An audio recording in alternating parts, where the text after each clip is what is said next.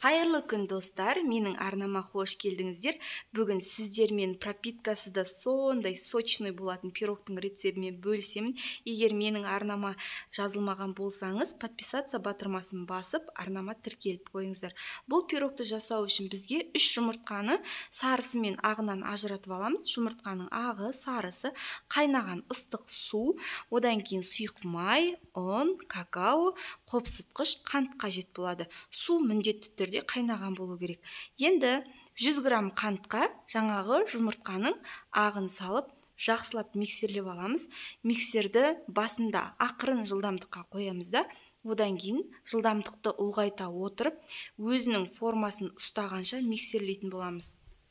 Келесі кезекте біз жұмыртқаның сарысы мен қантты араластырып алатын боламыз. Мінекей араласып тұр, дайын тұр. Бұны осылай венчикпен немесе шаншқымен қант ерігенше араластырып алсаңыздар жеткілікті. Одан кейін енді біздің қазір сіздерге жұмыртқаның ағы мен қанттың қалай өз формасын ұстаған көрсететін болам. Мінекей миксердің басын алған кезде осылай өз формасын ұстайтындай болу керек. Одан кейін бөлек ыдысқа какаоны, сұйық майды және қайнап тұрған ыстық суды құйып, біркелкі масса болғанша жақсылап араластырып алатын боламыз.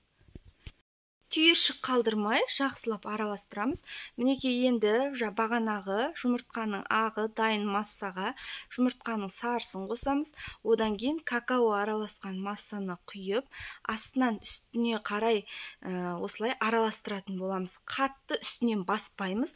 Ақырын осылай біркелкі масса болғанша араластырып алатын боламыз.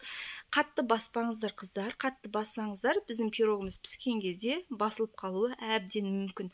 Видеода көргендей осылай ақырын ғана араластырып аламыз. Қыздар, міндетті түрде осы пирогты алдағы мереке күніне жасап көріңіздер. Жасалуы өте қарапайым, өте оңай, әрі дәмді, сондай жұмсақ болып шығады. Енді келесі кезекте осы массамызға ұнды електен өткізіп қосатын боламыз. Мінекей ұнды, оның үстіне қопсытқышты салдым. Міндетті түрде бисквит жасаған кезде ұнды електен өткізіп қосу керекпіз. Ұнды салып болғаннан кейінде біз осылай лопаткамен немесе қасықпен ақырын араластырамыз. Ұнды салғаннан кейін мұқият араластыру керек, өйткені ішінде түйіршік қалып қалмау керек. Егер түйіршік қалып қалса, піскен кезде арасында шикі болып ұн жүруі әбден мүмкін. Мен осындай 22 диаметрлік кольцоға пісірдім. Ол үшін осылай астын фольгамен жасап алдым. Сіздер кез келген пирог пісіретін ыдысқа пісірулеріңізге болады.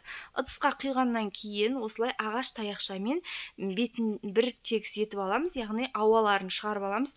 Егер осылай жасамасаңыздар, пирогтың бір жағы үлкен болып көтеріліп, бір жағы қатты көтерілмей қалуы мүмкін. Сол үшін беті осылай бір тегіс болу керек.